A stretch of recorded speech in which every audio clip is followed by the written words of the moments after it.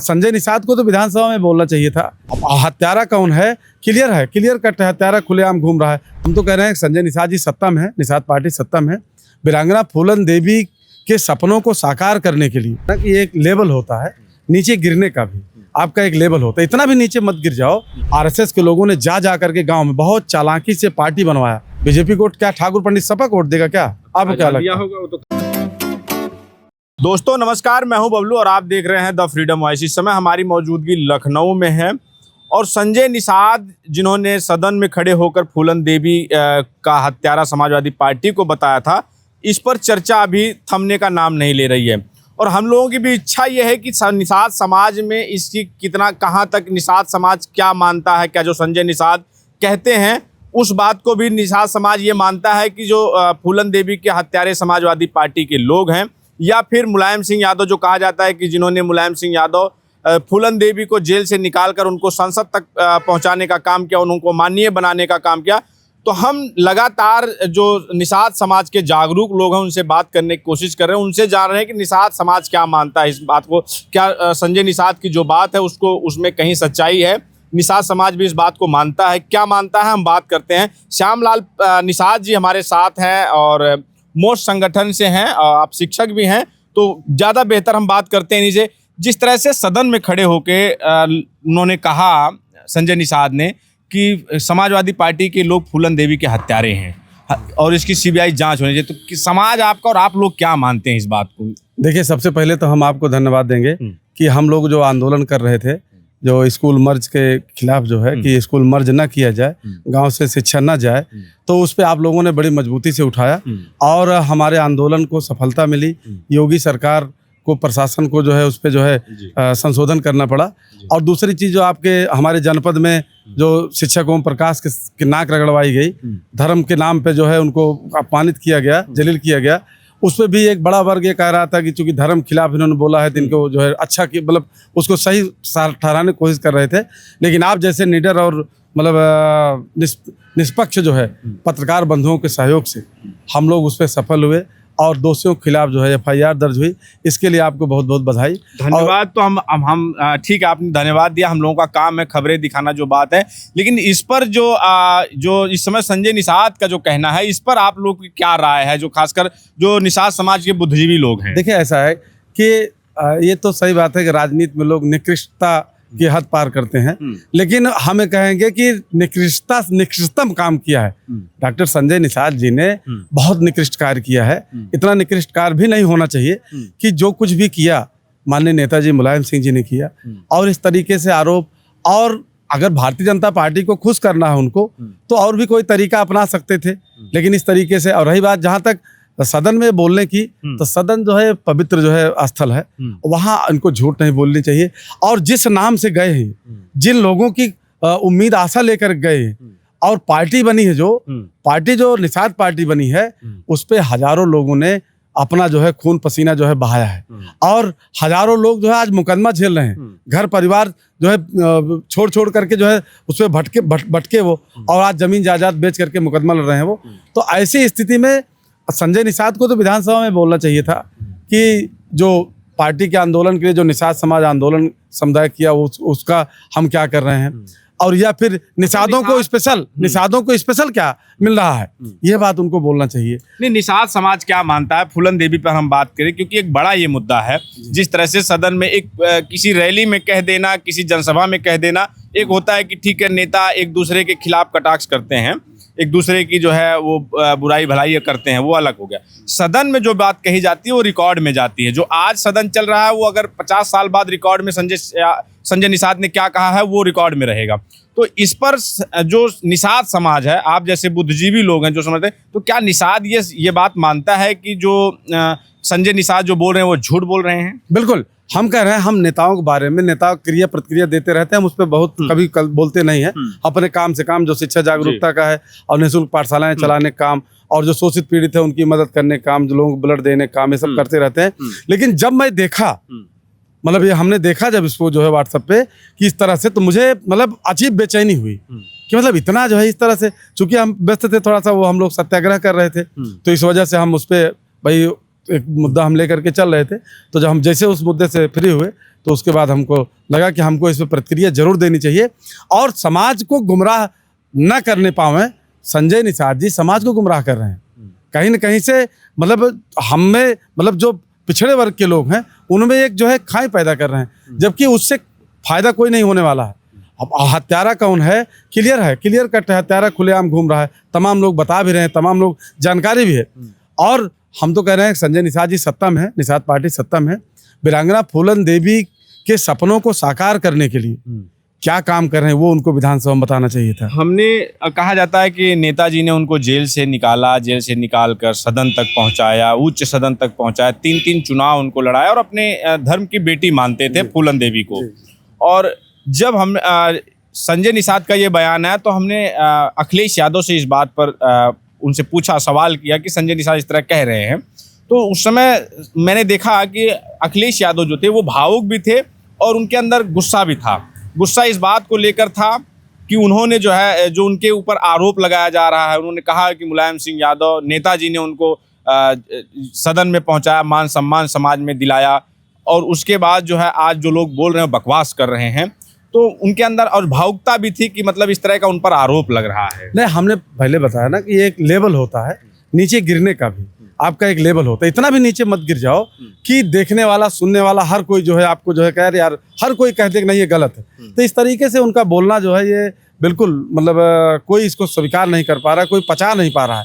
हाँ, जो थोड़ा सा भोले भाले लोग हैं, जो अंधभक्त टाइप के लोग हैं, जिनको तर्क करना नहीं आता, कुछ नहीं करना आता, उनको समझ नहीं आता, लेकिन उनको हम लोग समझा रहे हैं। यही हमारे निषाद समुदाय का सबसे बड़ी कमजोरी है, सबसे बड़ा, कि उनको अभी शिक्षा सबसे कम है और हर तरह से जो है सबसे पीछे चल रहे हैं। तो इस पिछड़ेपन का, इस भोले भालेपन का फायदा ये राजनीतिक नेता उठा रहे हैं। जो जिनको नेता आप लोग कहते हैं वो नेता है नहीं है, ये कहीं न कहीं से ये विफल लोग हैं। ये अपने जीवन में विफल हैं और अपनी रोजी रोटी चलाने के लिए ये राजनीति में समाज की जो है, समाज के नाम पे अपनी रोजी रोटी चला रहे हैं। तो संजय निषाद के साथ खड़ा है ना? नहीं, संजय निषाद के साथ हम कह रहे हैं कोई विकल्प नहीं है, कोई बेस नहीं है। तो समाज किसके साथ नहीं खड़ा हुआ? समाज तो सबके साथ खड़ा हुआ, सबके उम्मीद, लेकिन यहाँ से गया वहां गया, वहां से गया वहां गया। हाँ, ये बड़ी चालाकी से आरएसएस के लोगों ने, भारतीय जनता पार्टी के लोगों ने बड़ी चालाकी से कहा भैया तोहार जोन बा कुछ का होए, तोहार जोन बा अहिरेक पार्टी है, सपा बसपा चमारों की पार्टी है, काव करी बाबू कैसे का तू अपन पार्टी बनवा, अपने जात के पार्टी बनवा। बहुत चालाकी से आरएसएस के लोगों ने जा करके गांव में बहुत चालाकी से पार्टी बनवाया और जातिगत पार्टियां बनवा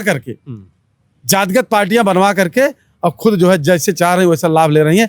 और जातिगत का नतीजा तो नहीं है। मैं आपको रोकूंगा कि जिस तरह से 2017 के से पहले 2012 से 17 के बीच में अदर बैकवर्ड के बीच में आरएसएस और उनके लोगों ने यादवों के खिलाफ एक वो भरा कि आपका हक अधिकार जो कुछ है वो यादव खा ले रहे हैं, बैकवर्डों का। तो अब जिस तरह से 2024 के चुनाव में निषाद मूव हुआ, वो समाजवादी पार्टी की तरफ आया, जहां एक तरफ संजय निषाद के बेटे थे, दूसरी तरफ समाजवादी पार्टी के पप्पू निषाद थे। तो संजय निषाद के बेटे को वहां के लोग जो निषाद थे उन्होंने रिजेक्ट कर दिया और पप्पू निषाद को चुन लिया।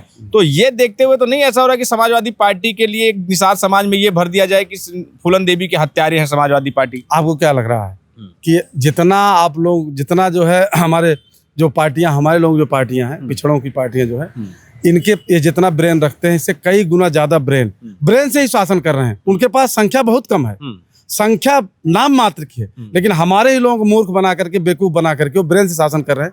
तो वो जब यहाँ समाजवादी पार्टी की बढ़त इन्होंने देखा तो निश्चित है कि वो ऐसे थोड़ा चाहेंगे कि थाल सजा के दे देंगे कि पिछड़ों को जो है हाथ में सत्ता दे देंगे। वो तो दांव लगाएंगे, और दांव लगाएंगे तो दांव का ही एक हिस्सा है कि फूट डालो राज करो इस तरह से। और संजय निषाद को थोड़ा सा आश्वासन दिए होंगे कि आपको हमें भी कर देंगे, आप बोलो इस पे जो है।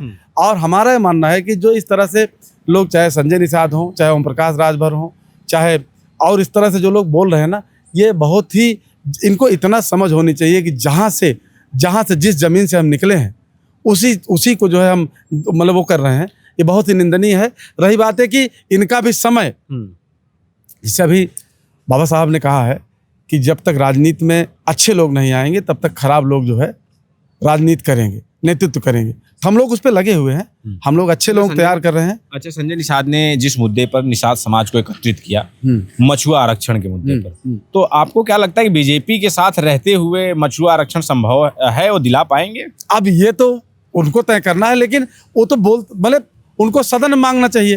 अब तो भाई सरकार के पार्ट है, प्रदेश और केंद्र में सरकार के पार्ट हैं, और उनको मांगना चाहिए उनसे। तो यात्रा करा रहे हैं, जो है वो विधायकों को लेटर लिखवा रहे हैं, तो वहाँ भेज रहे हैं, यात्रा करा रहे हैं। हम कह रहे हैं जब आप सत्ता में, अब सोचिए कितना हमारा समाज जो है, निषाद समुदाय कितना भोला भाला है, उसको बता दिए सदन में है, सत्ता में है, फिर भी कह रहे हैं कि आरक्षण के लिए जो है यात्रा करो, आप पद यात्रा करो। कर रहा है बेचारा, ना समझी। पहले उन्होंने कहा वकील बनाओ, सदन में जाए, हम अपनी बात रखेंगे। जब वकील बना दिया, सदन में पहुंच गए, तब कह रहे हैं कि फिर समाज के बीच। एक बात इतना और कहूंगा कि आज भी संजय निषाद समाज को गुमराह ही कर रहे हैं क्षेत्र में जा करके, लेकिन क्षेत्र में वो जाते हैं और जो नेता बनते हैं वो बैठ करके जो है काम करते हैं। संजय निषाद की बढ़त इसीलिए है, संजय निषाद की बढ़त आज भी इसलिए है कि वो क्षेत्र में जाते हैं, काम करते हैं, झूठी गुमराह करते हैं समाज को, कम गुमराह करके। मतलब अभी एक बातें बहुत चल रही थी कि हमारे लोगों ने सपा की बटन दबाना बंद कर दिया तो उनकी सरकार नहीं बनती, हमारे लोगों ने हाथी के बटन दबाना बंद कर दिया, बसपा की सरकार नहीं बनती। तो हम पूछना चाहते हैं कि संजय निषाद जी से कि भाजपा की बटन दबा रहे हैं जब से, उसके बाद ठीक है आपने सपा के बटन दबाना बंद कर दिया, बसपा के बटन दबाना बंद कर दिया, लोगों को आपने इकट्ठा किया आरक्षण के नाम पे, सत्ता के नाम पे, मतलब कि निषाद राज लाने के नाम पे, लेकिन अब भारतीय जनता पार्टी के बटन आप दबवा रहे हैं, तो उसके बाद क्या मिल रहा है? इसका बेटे उनके विधायक बन गए, वो मंत्री बन गए, और क्या चाहिए समाज को? ये चीज हम समाज के बीच में जा रहे हैं। समाज की पार्टी के 9 विधायक हो गए, समाज उसमें निषाद कितने विधायक हैं, कितने लोग हैं? हम तो इतना तक जानते हैं, हमारे अभी सुल्तानपुर में आप बताइए, भारतीय जनता पार्टी से गठबंधन है, तो निश्चित है कि भारतीय जनता पार्टी का बेस वोट है ठाकुर पंडित, तो ठाकुर पंडित तो उसके साथ रहते ही। निषाद पार्टी से कोई निषाद लड़ जाता, कोई बैकवर्ड लड़ जाता, कोई यादव लड़ जाता, कोई एससी लड़ जाता, तब भी ठाकुर पंडित वोट रहता। लेकिन फिर भी जो है पंडित जी राजबाबू उपाध्याय को दिए। और अभी हम जौनपुर चले जाइए, रमेश मिश्रा बदलापुर सीट पे देखिए और सागंज सीट पे देखिए, वहाँ इस तरह से मूर्ख बनाने कितना दिन तक बनाया जाएगा? कितना दिन तक? अब नहीं बना पाएंगे, ज्यादा दिन तक नहीं बनाया जा सकता जब तक। अब उसमें वहां निषाद को आप दे देते टिकट, भाई सवर्ण वोट तो मिलता ही, तो लेकिन आप कह रहे हो कि नहीं लड़ नहीं सकता। अच्छा, लड़ नहीं सकता, आपको ये बात पता है तो पहले लड़ने लायक क्यों नहीं बनाया आपने?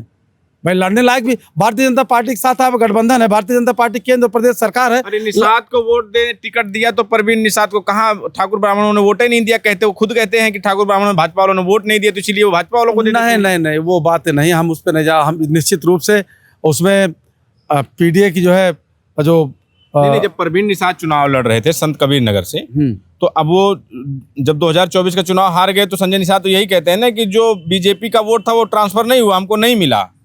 अब वो कह दिए होंगे, कैसे कहे हैं, लेकिन कहें बीजेपी का वोट कहाँ जाएगा? क्या सपा में जाएगा क्या बीजेपी को वोट? बीजेपी को क्या ठाकुर पंडित सपा को वोट देगा क्या? आपको क्या लगता है? होगा, वो तो कह रहे हैं हम नहीं मानते इसको, हम नहीं मानते कि ठाकुर पंडित वोट सपा को देंगे। किसी और को दे दिया, बसपा को दे देगा? नहीं, जब तो आंकड़ा देखा जा सकता है, उसमें हम चूंकि हमारा बहुत उस पर अध्ययन नहीं है। तो कैसे हार गए फिर परवीन निषाद? तो नहीं, परवीन निषाद तो हार ही जाएंगे, आगे भी हारेंगे, लोग सब हारेंगे आगे। अब जैसे जैसे समाज समझदार होगा सब हारेंगे। हाँ, ये जो इनका जो अभी जितने नेता हैं प्रदेश में, जो अभी तक जिनको आप लोग नेता मानते हैं, वो नेता वास्तव में है नहीं।